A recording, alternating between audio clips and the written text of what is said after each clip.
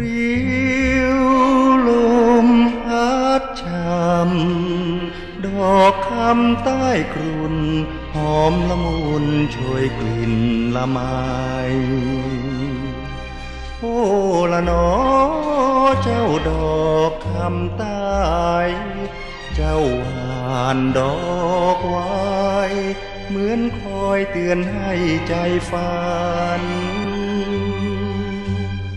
หอมชวนหวนชื่นค่อนคืนครั้งหนึ่งซึ้งใจจนสุดรำพันโอ้ละเนอ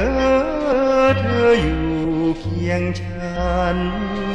เกี่ยวก้อยคล้อยตามกันสวรรค์นั่นแหละบัญชา